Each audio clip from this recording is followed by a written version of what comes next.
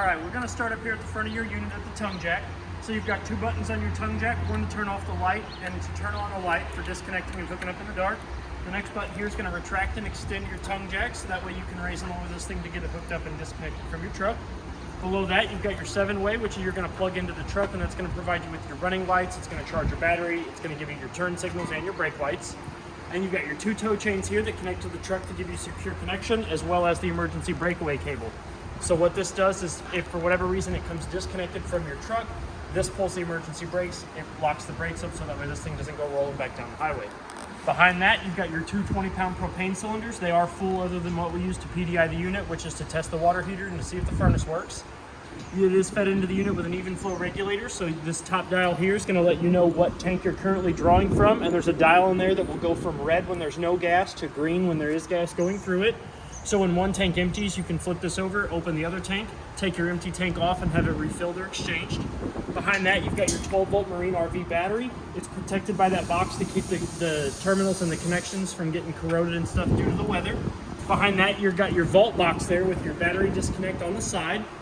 That battery disconnect is so that way if you're going to store this thing for extended periods of time, you can turn that to the off position and that'll cut the juice from the battery to the unit so that way you can conserve the charge that's in your battery. So we're going to come over here to the side of the unit. You've got some important stickers there on the side. You've got your manufacturing sticker, which is also going to have your VIN number on it, which is just like the VIN number for your vehicles. The yellow sticker to the left of that's going to be your total gross weights. The sticker above that is your tire and loading information. And then the top sticker above that is just a Title VR company sticker. So that's just going to give you some more important information. You do have a side compartment here on this side, but it opens up to your generator. So you do have a 5500 evap generator. There's a button to turn this on the inside underneath the master bed.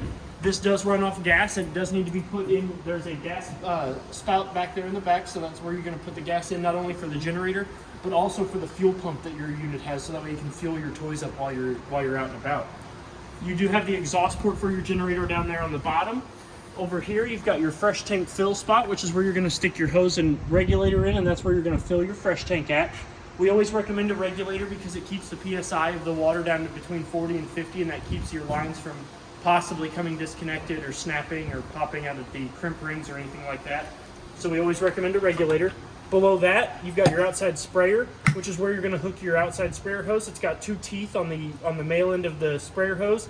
You're going to push that hose in, rotate it clockwise, and then you're gonna if you've got your water pump on it or you're connected to city water, that hose will immediately pressurize and you'll be able to use your outside sprayer hose. Down below that is your city water connect. This is where you're going to hook your hose and regulator up to, and as long as the source of water where you're drawing from is on, you won't have to use the water in your fresh tank or turn your water pump on. These 2 valves here, these are your black tank flushes. So your unit is equipped with 2 black tanks, one for the front bathroom, one for the rear bathroom.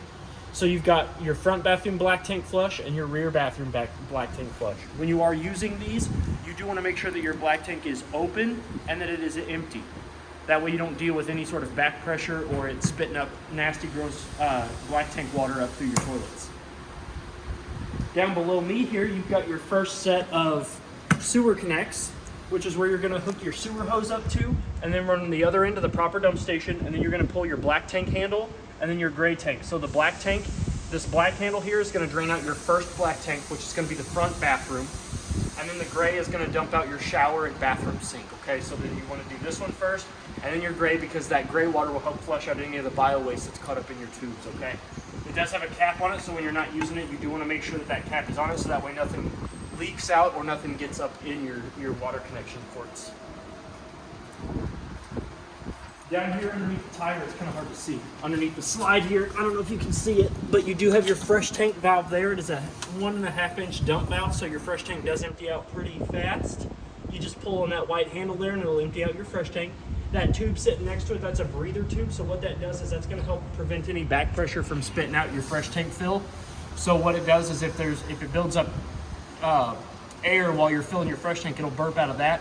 And that's also I don't like to recommend it, but that's also a way that you can tell if your fresh tank's full. If water's coming out of that, you need to stop filling up your fresh tank. It's an overflow. Yes.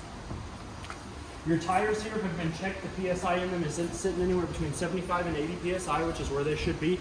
as per the sticker on the other side, as per that, and as per the tire itself. They're going to be on the tires too. The lugs have also been torqued to 100 foot-pounds, as per the stickers on all sides of your unit. You've got one on this side, one on the other side, and you also have one up there on the door side that we went over, that tire and loading information sticker. So up above your second sewer station, you do have your outside cable and satellite outlets. So if the park or campground that you're staying at is providing you with cable or satellite, you're going to hook up to the coaxial from this port to the ports on the source, and then you'll be able to get cable is the one on the left and satellite is the one on the right. Down below that is your second bathroom's black tank and gray tank. So you've got black over here and gray over there, just like the one up front. You'll pull this one first, which will empty out your rear bathroom's toilet, and then that gray valve there will be your rear sink. So you only have, you've got 2 sinks, and then the one up there, I forgot to mention, the one up there is also your kitchen sink. So this one's just here back for your back sink and then your back toilet. You do have a 50 amp short cord here in order to plug it in. You do need to make sure that this ring is tight all the way up against the outlet itself. So to unplug it, you're going to rotate this. It's going to sit flush against this wedge.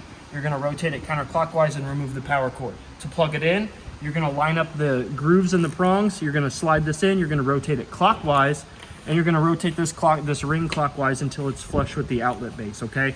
What this ring does is it produces a nice tight, weather-tight seal to keep any sort of water or dirt, anything from getting in there and corroding that outlet and or plug for you. And it does have a handy light.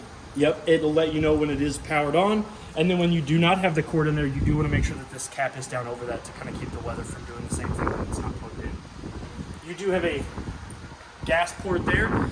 This is where you're going to put the gas in it. So if you want to use the generator or fill up your vehicle, or your toys or whatever that you're hauling around with this thing, you fill the gas here, and then the gas pump itself is on the opposite side of the unit.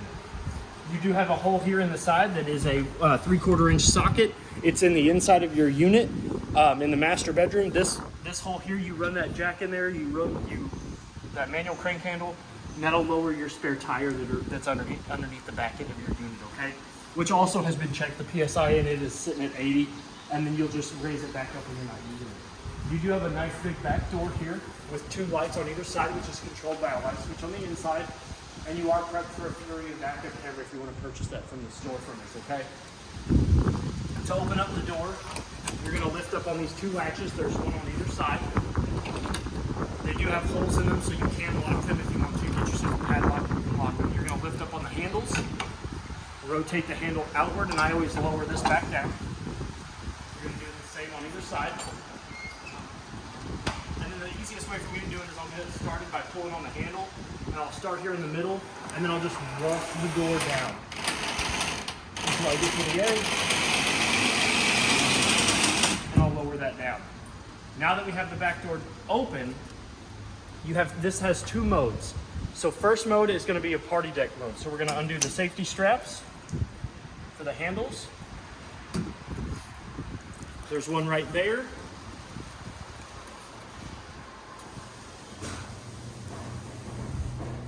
I'm too weak today, Trey. And then there's one on the opposite side. In the same spot. Once Look you how have fast all he those is. Undone. You want to make sure that you lift up on the door first. And then you'll lift up the sidewall. You'll rotate the door in. And then it's got a foot down here that's got a groove in it that'll match the landing spot.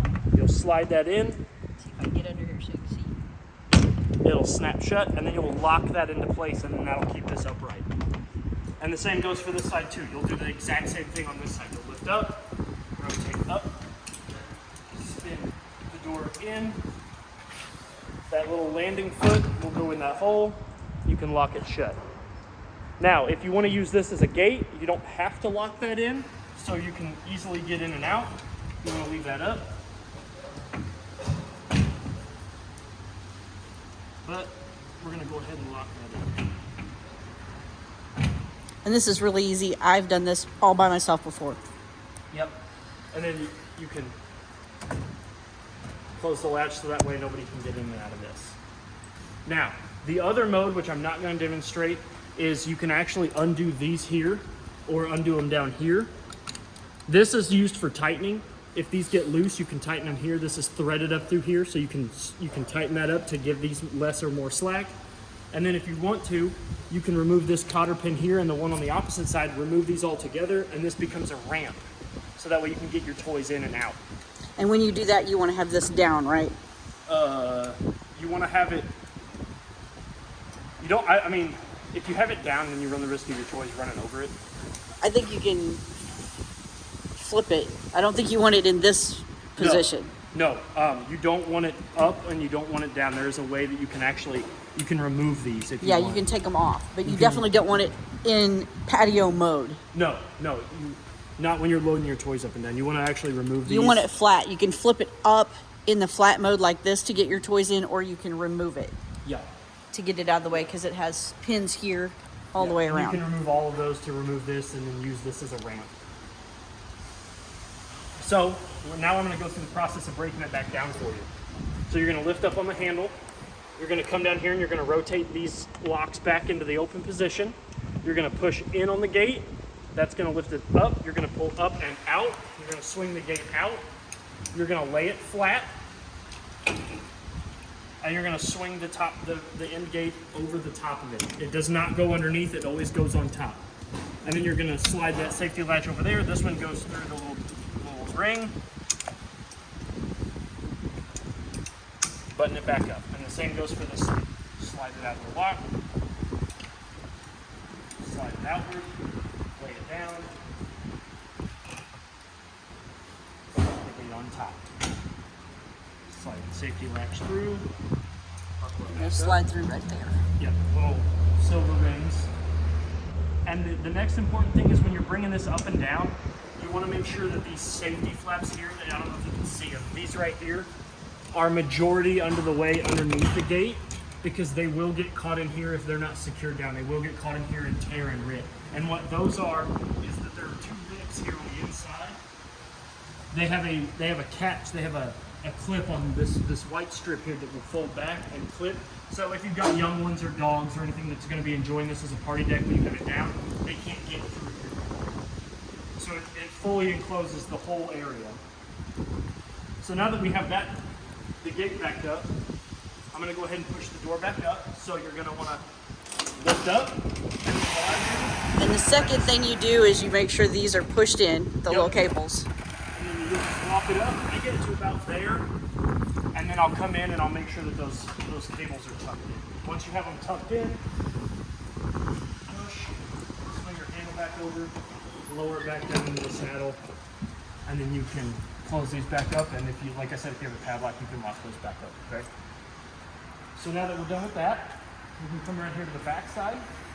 We're gonna start here. These are the buttons. They are on the off door. They are on the door side of your unit. They are for lowering and raising the stabilizer jacks that are down here. Those are not used for lifting or leveling the unit. They are just used for stabilizing the unit once you have it ready to be at your destination. They just keep it from rocking around while you're walking around in it, okay? This, you have two of these, one on each side. You have one on this side, one on the opposite side. These are vents for your toy, so if you're done using your toy, you bring it in here, you park it, you open up one of the vents, you can open it up, I'll show you more when we get to the inside, but they open up omnidirectional, and that'll let a breeze come through and kind of suck out all those exhaust fumes when you're done with your toys. The next thing we're going to go over is your fuel pump, which is here in this little side compartment here. That's going to be your 357 key on the keychain. It'll say the number right there, G357. So we'll open it up. You've got a fuel nut, just like at a gas station. You've got your fuel pump and your nozzle, and you've got your control panel here, which will also tell you what the tank level is. So if we turn it on, we'll hold it.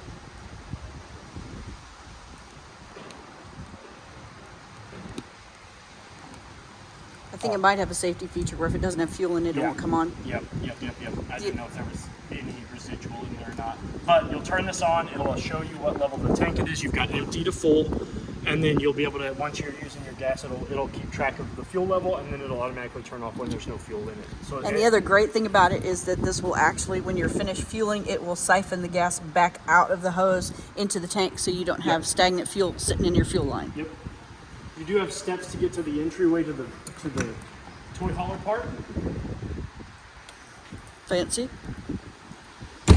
These fold up, and then this just folds in, just like the stairs up at the front. You've got a door latch here, so if you do want to keep this open while you're parked out and about, have people coming in and out, you can. This little knobby bit on the end of the rod there will fit into there and keep that shut or open. You've got your hot water compartment here, so if we open this up, and this is a gas and electric hot water heater, so you've got your pressure release valve here, so if you ever want to see if there's water in your water heater, you can pull back on this. As you can see, there's water in it. If you want to squirt your friends, pull back on it harder. Yep. I always recommend if you're going to take the anode rod out, which is 1 in 11? 1 and 1/16. I always get that. I always add an extra one. I always add an extra one to that. That's all right. 1 and 1/16 socket. That's going to be, that anode rod is it's a rod that will eat up all the impurities in the water before they have a chance to do any damage to the inside of your tank. And that's also going to be how you drain your water heater. So you'll take that 1 and 1/16 socket, you'll undo that. I always like to tell people it's easier to do that because if you get it unthreaded without depressurizing your tank, that'll shoot out and you'll get wet. Another fun way to get someone else wet. Yep. So but you'll get yourself wet. I always like to open this up, let some of the pressure off, and then go to unscrew that. And then that way you're not going to shoot that anode rod straight into your stomach or whatever while you're... And then we've got our switch. Yep, that on and off switch is how you turn on the water heater on electric. And then if for whatever reason it's not lighting, you can hit this button here and it'll reset. And then this is the element for that. This little black box here, that's going to be your element for that if you ever need to change that. Which is long, as you don't turn it on with no water in it, you should be good. Yeah, you always want to make sure that there's water in it before you turn it on either gas or electric. It'll save you loads. So this is your furnace vent here. So behind this is the back side of your furnace. You've got air that's going to go in here, hot air that's going to come out of here, and it does get hot. This whole metal plate will get hot enough to burn your skin or to curl the hair on your arm. So I always tell people if you've got young ones, kids, pets, whatever, hanging around your furnace vent while it's on, tell them to avoid this. Another good recommendation is they make a mud dauber screen. We sell them here in the store. They are 2 little domed vents that go over this, and they keep the mud daubers from going up in there, building nests and inviting their friends and family and having a good old time. It's a $20 part compared to like $150 some odd an hour for us to go in there and fish them mud daubers out. So it's a really good investment. And once you buy them and put them on there, they'll be there for the life of the unit. Underneath this compartment door here is your outside kitchen. This is the 751 key that's going to be on your keychain. This is one of the only keys that doesn't have a plastic head on it. So we'll lift it up, open it up. It does have 2 strong earth magnets to keep the sides open so that way you don't have to hold it up while you're watching TV or cooking. You do have an outside TV pre-installed. The remotes to that are the inside in the owner's bag. It's going to be an orangish reddish bag inside in one of the drawers. I'll show you that when we go inside. And then in order to pull your kitchen sink out and your outside grill and griddle, you're going to undo the travel lock. You're going to slide out your little mini kitchen bar here. And then it also has locks to keep it in place so that way it doesn't slide back in. On either side back here, you get your top locking brackets to keep this thing from sliding in and out. You do have a modular sink neck here so you can adjust it to whatever you need it to do. You've got hot on the left and cold on the right. This sink basin does not have a drain, but it does come out. As you can see, there's water in it, so you can drain that water. Or if you're just going to wash your hands and you just want to let it go, you can do it that way too.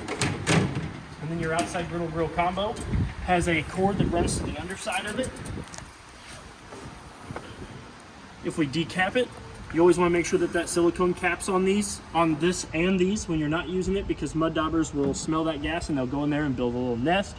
Even if it's big enough for just one, he'll put dirt in there, fill it up, live in it. So you'll push back on the black ring, exposing the ball bearings, push the male end in, let it click, this will become flush. You'll open up that valve. That valve is very important. Not only does it allow that black ring to keep from slipping off and disconnecting, but it also opens up the propane flow from the tanks to the outside grill. So now that we have that, I'm going to go ahead and remove this so I can show you. So this is what the burner of your outside grill looks like. In order to light it, you're going to push in.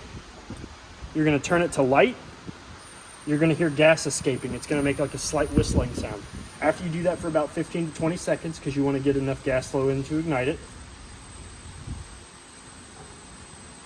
It's windy, so I don't know if we'll be able to see it, but we're going to try it. Oh, look at that. It's beautiful. And then when you're not using it, you just push in and turn back to off and it shuts it off. Now, when you do use this, you do want to make sure that you let it cool down enough before you push it back in. So leave it out for about 10-15 minutes, let it cool down. I obviously didn't have it on for that long, so I'm not going to worry about letting it cool down. You do have a cast iron griddle. that will fit. It's got 4 feet that fit into holes on top of the griddle, so you can remove this if you want. Put a grate over the top of it. Use it as a regular grill, and then you're going to undo the travel locks. You do want to make sure that your gas line is disconnected. So you're going to come back underneath here, turn that valve off, disengage the quick connect. You're going to put the silicone stopper back on both ends. Like I said, if you don't do that, mud daubers run the risk. You know how many times I've seen a unit come in here with mud daubers living in the disconnects? Having a party. Tuck the hose back up underneath. And then you can slide your, I always bend the neck down so it doesn't hit the TV. Slide that back in. Engage the travel lock. And now your kitchen's good to go. You also have an outside 110 fridge, which only is going to work when it is plugged in. It does have a temperature dial over there. What is that? 6 being the coldest and 1 being the warmest. And then there's an off feature. Now we can come up here to the front before we go to the inside. You do have one other large slam latch side compartment in here. So you have some important stuff in here. You do have a light that's got 3 modes. You've got 2 modes, off and on. It does have a USB port in there, so you can charge your cell phone while you're out here. It's got a TPMS sensor hookup, so if you do want to purchase that, you can, and that little device will sit into this. You've got your solar controller right there, which will tell you 3 important pieces of information. It's going to tell you the voltage that the converter is putting out. It's going to tell you the voltage that the battery is being charged, and it's going to tell you the temperature of the solar panels on the roof. Up here, you do have your solar disconnect switch. What that does is that turns that solar off and on, so this will not work with this. This is not the battery disconnect. This just shuts the solar from charging and working when you've got this off and on, okay? So the battery disconnect up here in the front, the solar disconnect's right above the controller. This works off with the same keys that will open and shut your doors. You have 2. And there's your second set of... Yep, that's the switch that's going to power the front stabilizer jacks. Again, they're just for stabilizing the unit only. They're not for lifting and leveling of the unit. Okay? And then here are your low point drains. Yep, your low point drains. Those are the 2 lowest points on the water lines of your unit. Those are used for winterizing and de-winterizing of the unit. You want to keep those open when you winterize it. Let the extra antifreeze and water come out, so it's got a point to go instead of freezing up inside your unit's lines. Okay. Your entry steps are the same as the rear. Up, you'll lift up the bottom one, fold them into the unit, and then so this is how your door should look when you're in travel position. The handle should be touching the door. Your stairs should be up. When you reach your destination, you're ready to go inside the unit. Lift up on your handle, swing it out. Grab a hold of this part here, pull it out. Lower the bottom step down, and now we're able to get inside the unit. So we're going to open up the door. The first thing I'm going to show you when we come in. Oh! Yeah, that's all right. I got it now. First thing I'm going to show you when I come inside the unit is it's windy today. Your fire extinguisher. It is by the door. There's one by this door and there's one by the back door, so that way if there's an emergency inside or outside, you have ease of access to it. We're going to go ahead and turn some lights on. I'm going to hit the cabin light button. That's going to illuminate. It's going to turn on the living room lights. Let there be light. So now that we have that on, we can see what we're doing. We're going to start here with these 6 buttons here. So you've got your battery button, which if I press that, it's going to show you the battery level, but it will always show you a full battery level as long as it is plugged into the 50 amp short cord. If you want an accurate battery reading here, you're going to want to unplug it and then hit that button. Your fresh tank button here is going to show you the level of your fresh tank, which it should be 2/3. Yep, so you're going to read, the battery's going to read this side and your tanks are going to read on this side. So you've got your fresh tank, which is at 2/3. Your black tank 1 is going to be your front bathroom, which is right behind us. That's your front toilet. Gray 1 is also going to be your kitchen sink, your bathroom sink, and your bathroom shower up here up front. You've got your black tank 2, which isn't used in this unit on this control panel. There's actually a separate control panel in the rear bathroom, so you don't have to run up here to check to see if your black tank's full while you're in the middle of doing your business. And then your gray tank 2 is going to be your bathroom sink back there. So now that we've gone over those, we're going to go over the 7 blue buttons here. So you've got your water pump button, which if we press that, it's going to engage. It's going to start siphoning water from the fresh tank through the pump through the lines of your unit. Your LP, or this is your water heater on LP. So if we turn this on, your water heater in the back is going to attempt to light off of gas. So it's going to attempt to light. You're going to hear it click a couple times. This blue DSI fault light will come on. After about 30 seconds, it will go off. It will attempt to ignite. You're going to hear it clicking, and then you should hear a very a whoosh, which is your pilot light turning on. You're going to leave. You can leave that on, and then again, to use it in electric, you are going to have to turn it on the switch on the outside. You've got your auxiliary lights, which your auxiliary lights are, if I'm not mistaken, they are the lights that are on the outside of the party deck. I believe you're right. You've got your cap lights, which are going to run a strip of LEDs that are run the length of the cap of your awning. You've got two, and then a third one that runs the bottom. Your porch light is going to turn on some lights that are on the, I think they're also on the party deck. I believe you're right. And then the awning is going to run that strip of LEDs that run the length of your awning tube. It is windy, so I'm not going to run your awning out, but we are going to go over some of the brief safety stuff for your awning, okay? Because the awning is one of the most expensive repairs on your unit if it breaks.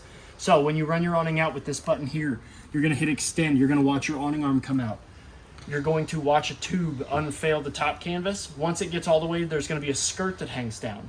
You want that skirt to be as up and down as possible, as straight up and down as possible, because what that's going to do is that's going to not only provide that skirt to do its job to the maximum capacity it can, but it's also going to provide your awning canvas on the top with the maximum amount of slack it needs to perform optimally, okay? So you don't want too much slack, but you don't want it to be super taut, okay? And then once that tube is all the way out, you're going to notice that your awning arms have two lateral support arms. I'll bring it out just a little bit so I can show you. Just enough to show you. Okay, so you can see that it's got two sets of support arms that come out. It's got one on the top and one on the bottom. So that top arm there isn't movable, but that bottom arm there, what that bottom arm does is it provides you with a pinch point, like a pivot point, so you can adjust the pitch of your unit, okay? But you want to, if, like, say the rain's coming in from the backside and you want the awning to be a little lower in the front, you adjust the back arm. Same thing for the front. You want the pitch at the front to be a little lower. You adjust the pitch on the bottom arm. Something I just learned recently, when you have your awning all the way out, you do want those bent just a little bit, because then that allows the struts that are holding the awning up to work, to have a little bit more wiggle room in case of a stiff breeze. So if you just bend those down just a hair when the awning is all the way out, that'll allow the struts that are holding up your awning tube to go with the wind just a little bit. But when you're ready to bring your awning in, this is the most important Notice he part. said just a little. Just a little. Yeah, just a little bit. So if the wind picks up, your struts aren't fully extended or they're not fully compressed, so that they do have a little bit of wiggle room. He means just a little wind, not very much wind. Yeah. No, when it starts picking up like it is today, you want to bring that awning all the way in. And on that note, you do want to make sure that those pivot arms are flush. They're back to being straight. There's no pivot in them at all. You want to make sure that they are straight when you go to bring this in, because that's going to allow your awning to come in at the peak optimal angle. Okay? So that the next time you bring it out, it goes out like it's supposed to. Yes. It goes out like it's supposed to. It behaves itself. And then you've got your slide buttons here. So you've got this slide here is going to be your master bedroom, and this next slide here is going to be your couch / refrigerator area. Okay. So now that we're done with that, we can kind of make our way. What we're gonna do is we're gonna mosey this way and then end up in the toy hauler part. Okay. So we're gonna come in through this door here. You've got your bathroom. You've got one access to your bathroom here. So I'll step in here. You've got a light switch here on. It's a mosey through bathroom. Turn the light on. It does power both of those. Now, all of the lights in your unit do have a manual off and on button. So if you come in here and you turn this light on and only one comes on, first troubleshooting step is to make sure that the lights are all on I. O for off, I for ignition. It's the easiest way I can tell people to remember that. So I is going to be your on position. Next, you've got two buttons here, which if you can see, the roof's kind of high. So these buttons here control your fan. So if you want your vent open, it can open that up. And then you can turn your fan on with the other one in case things get pretty risky in here. The risky business fan? Yep. That's the Tom Cruise fan right there. Lower that back down.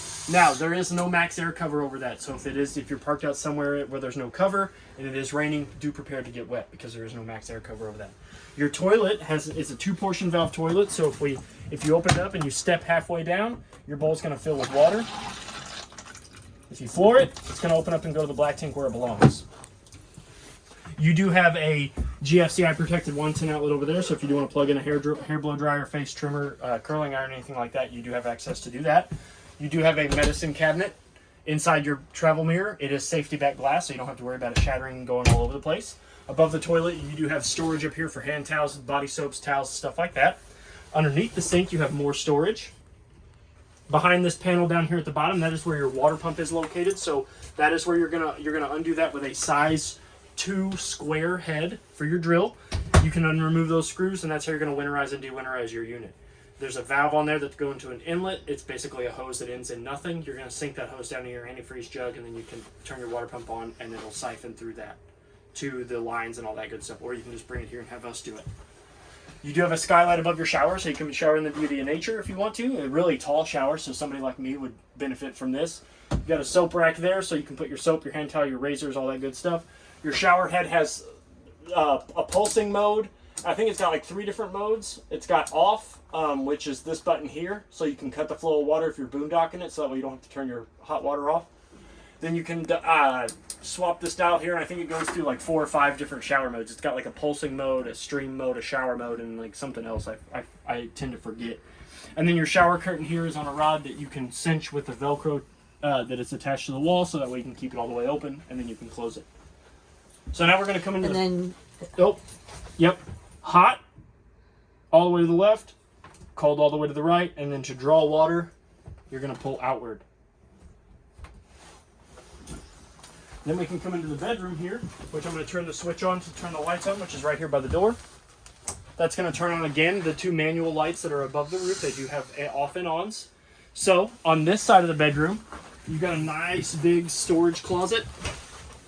Holy cow. It does have a rack up there so you can hang up your clothes. You do have a coaxial outlet and a 110 outlet there with a TV backer wall here. So this is where you can attach your wall mount.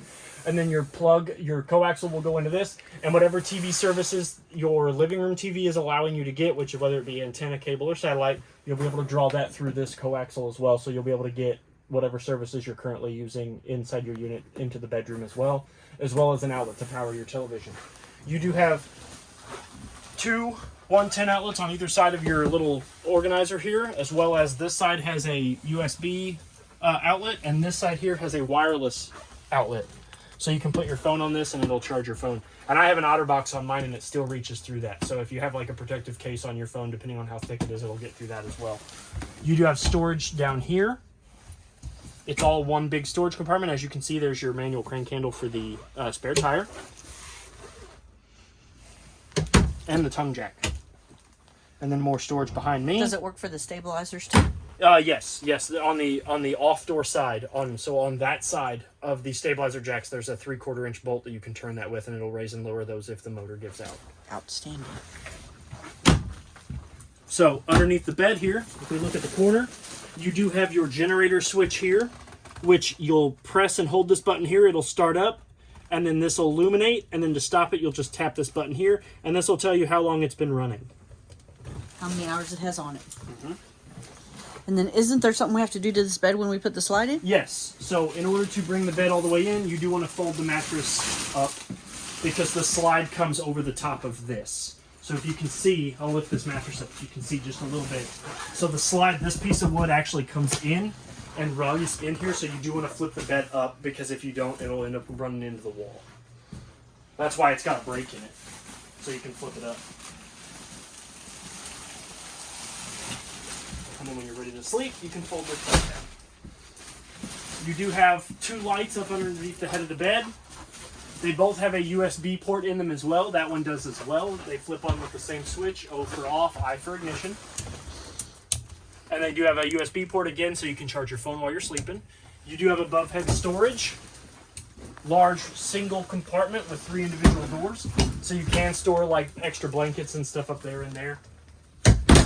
As well as your window has a pull down shade. If it ever gets loose, you can adjust these bobbins here, and this goes for all the windows that have these style shades. If your window ever gets loose, you can undo this screw here, adjust these bobbins to put more tension on these lines, and you'll be able to get your window to stay up and down. with an emergency escape window. So you're going to lift this up, push out, push it. If you need to get out of the unit in case of an emergency, you'll push this all the way out, pull that red little trapezoid shaped window grab, and then your screen will come out as well.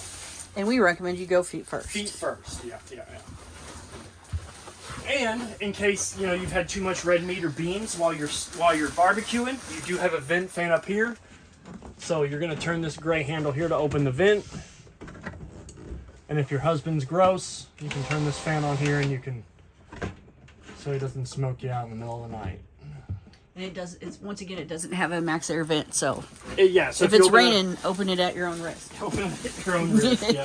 Yeah. Gauge how bad it is and open the vent. You do have a travel lock door to the bathroom from the bedroom, so there is a travel lock there that will need to sit in its little saddle there. To open it up, you'll open it up, and then your door can just slide, and then that way you don't have to see who's going to the bathroom. Now that we're done in here, we can come out of the door that's to the main part of the living room from the bedroom, which does have a closable door. You have the same style shades on these two windows here.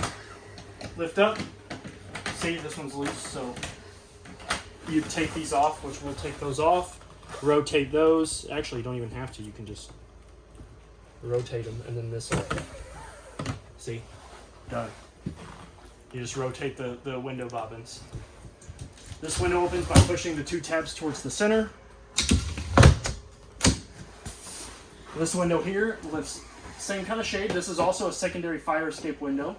See? Same one with this one. So you'll just tighten those bobbins up. This window here opens up regularly with a latch in the middle. And then to open it for the fire escape window, you'll pull on these two red tabs here, lift them up, and then this window will just fall out. The whole window at the bottom will flip out so that you can get out in a state of emergency. You do have another manual light above here. This one should always be in the on position because you do have a light switch over here that turns it off and on. And it is handicap accessible, so you can just hit it with the back of your hand. Or if you're carrying a bunch of stuff, you can smack it with it. They did that. They put it next to the fridge, so that way if you've got a handful of groceries, you can get it in the fridge. Exactly. Your couch also reclines. All three recline back. So in between the arm and the side, you've got a handle there that you pull. Over on this side, you've got this one here, which will do the middle. And then over here, you've got that one. So all three of these will recline back. You'll be good to go. You've got two cup holders. One on either side. The person in the middle has to share. Or the people on the side can hold the person in the middle's drink. Oh, yeah. Yeah. You got your Furion fridge and freezer. The opening tabs are down here. There is a lever that you'll need to push in order to open the door. It'll open it up. You've got your temperature control dials here. It goes as low as 34 and as high as 42. You've got your normal button, your OVM, your OVLAM, and your UVALM. And then you've got your power button. So if you hold this for 5 seconds, it will turn off. So if you're going to store this thing for long periods of time, you do want to make sure that you turn your refrigerator off. You do have a travel lock for the fridge doors.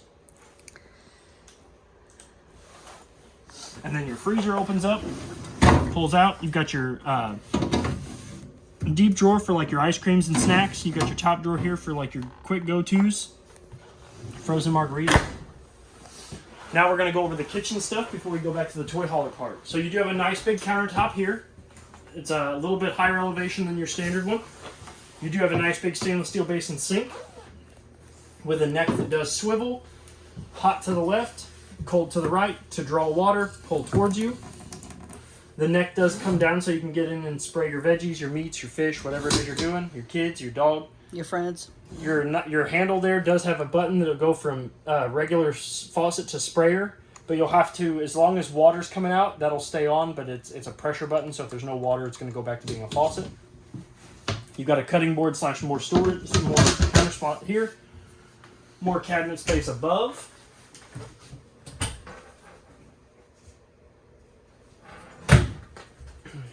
This window here has your standard mini blinds. Here I am, 35, and I can't operate mini blinds. You can do it, Trey. I can't. I've never been able to do these. Do you need an assist? Yeah. I need an adult. Oh, maybe I can't either. It takes 2 people to operate the mini blinds. They're just standard mini blinds. They are just standard mini blinds, but I can't. I need an adult. We here at Parkland RV Center can do everything except operate mini blinds. We assure you, we can do everything else. There we go. And then to pull them up, it's obviously not that difficult. I just need an adult. Obviously, I'm not the adult you needed. You do have a pivot rod here to adjust the pitch of the mini blinds.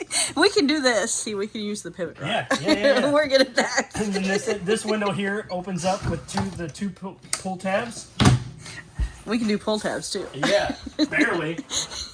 Up above the microwave, you do have a big cabinet space up there, but be careful when you're jamming stuff up in here. I meant on beverages, the pull tabs. I didn't mean on the window. Because your cord for your microwave is up here, so you don't want to set a whole bunch of stuff up in here that's going to cause damage to that. Corner cabinet space, so for all your pots and pans. Your microwave is a Greystone. That's a big microwave. It is a big microwave. So you do have a rack up here, so if you're like going to steam some veggies, you can cook something down here and put your veggies up here. And Veggies? What are veggies? oh, I love steamed veggies. Oh. It also has your vent and light, so light down here. You've got 2 speeds.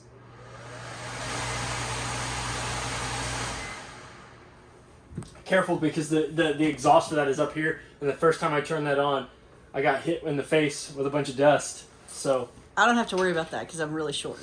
to use your glass top stove, you're going to want to lift up on the backsplash. Now, it is glass top, but that's for travel and for more counter space. This does get hot, but it does not get hot enough to boil water on. It will get hot enough to shatter if you touch it, though, because it is tempered, but it's not tempered designed to be cooked on. Okay? So, in order to light your stove, you're going to push in, go to light. You're going to hear gas escaping. You're going to turn this knob here. Your burner's going to come on. You're going to hold this for about 3 to 5 seconds. Let that thermocouple get nice, good, and hot. Stay on. Release. And you can adjust. Same goes for the center. And typically, once you get one going, the other 2 aren't going to be that difficult. Not like mini blinds. Not like mini blinds at all. Your oven is the same way. You're going to pull down on the door. First, most important thing about your ovens is you want to make sure the door is open first. Push in, go to pilot on. You're going to hear gas coming out. You're going to turn this knob here until your pilot light comes on. It's going to come on. You're going to hold this for about 10 to 15 seconds. Again, let that thermocouple get nice, good, and hot. Let that pilot light stay lit. Once that's nice, good, and lit, you can let go.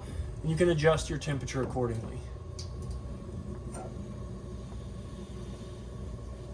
Once that's done, you can adjust it and it'll cycle through its heating and cooling, and then we can turn it off.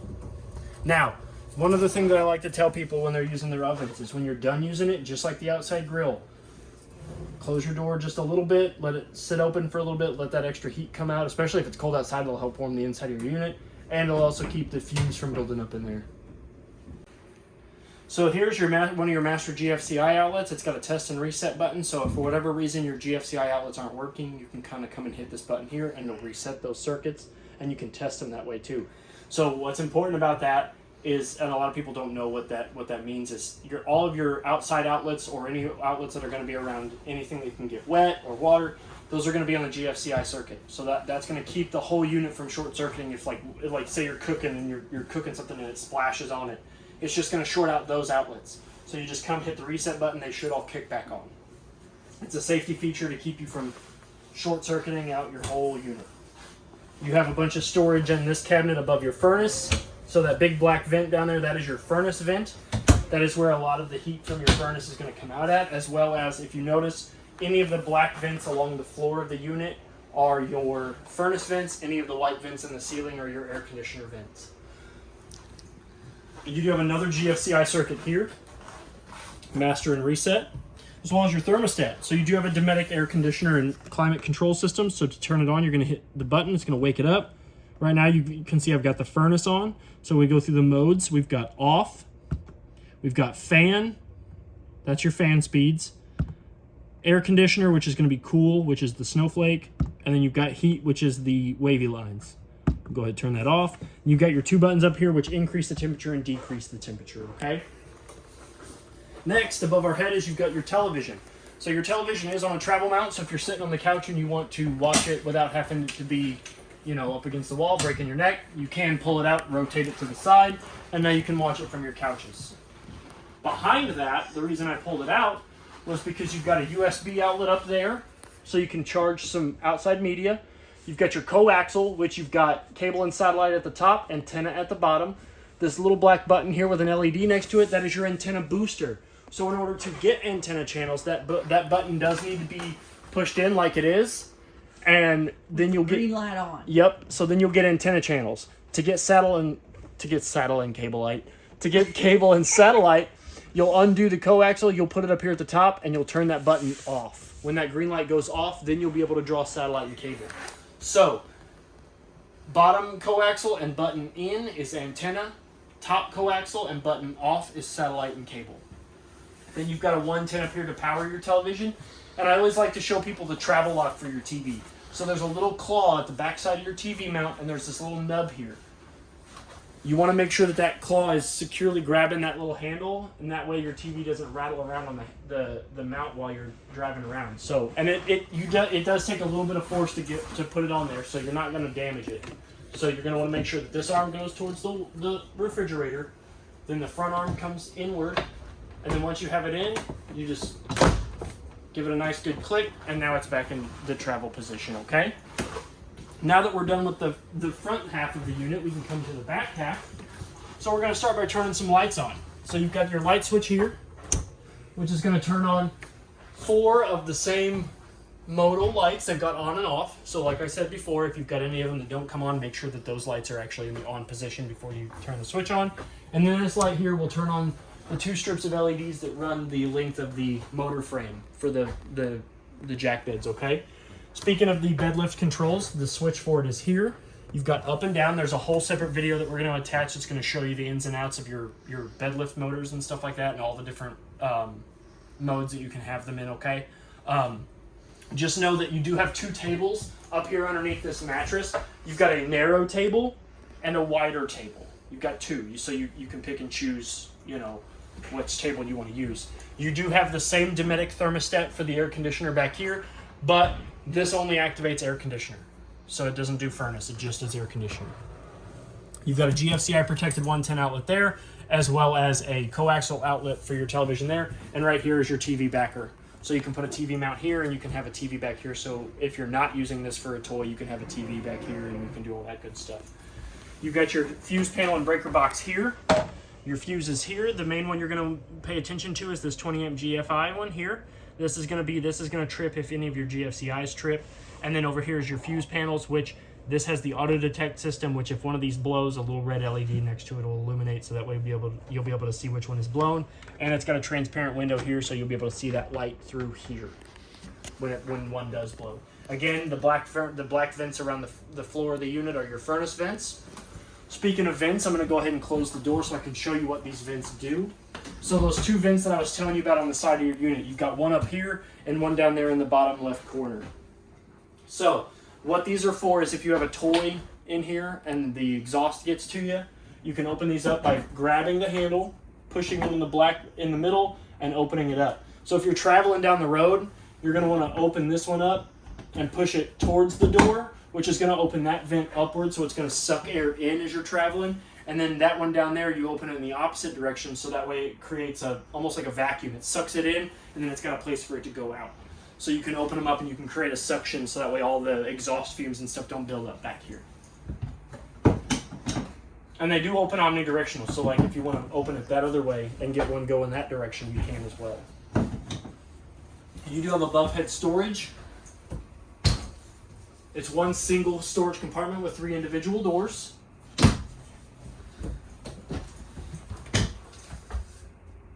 Might have to get a step ladder. If you're me. Behind this panel here is the backside of your water heater. So when you do decide to winterize your unit, you'll open this up and you can turn the valve to where water bypasses your water heater. So once you empty it out and you're ready to winterize it, bypass that, And then that way antifreeze doesn't go into your water heater because nobody likes warm antifreeze cooking. Got your rear bathroom, which again has the 2-portion valve toilet, just like the one in the main bathroom. And then you've got your sink, as well as storage underneath the sink, underneath that drawer there. And a mirror, which does not have a medicine cabinet behind it. And then you've got a GFCI outlet in there, and that white panel there, that is the monitor panel for your black tank back here. So it's only got one button, which is waste, which will let you know if your toilet's full back here. So if you're going to the bathroom back here and you're like, oh man, I filled my black tank up all weekend and I don't really want to get up, you got your pants around your ankles and you're like, I don't really want to get up. You can hit that button and you can see just how much green room you've got left to go. And then you've got another fan. Another fart fan, as well as another one of those on-off light switches, which has to be in on position to work off the light switch here. Now this fan does not have a wall switch. No, you have to crawl up there and turn it off and on. Find a tall person. We went over the entry door when we were outside. You do have a fire extinguisher out here. Your windows have the same pull-down shades. All 3 of these rear windows do. They all open up by pinching 2 tabs in the middle and lifting upwards. See, right here. As well as that window and that window. You do have some sliding glass doors that when you're in travel position, I don't know if they're in the video or not, but you do want to make sure that this travel lock they're closed and this travel lock is on when you're going. Yes. Because these just slide in and out, and these will also slide out. So if you have your party deck down, these can pivot out, and then these doors will slide into these doors.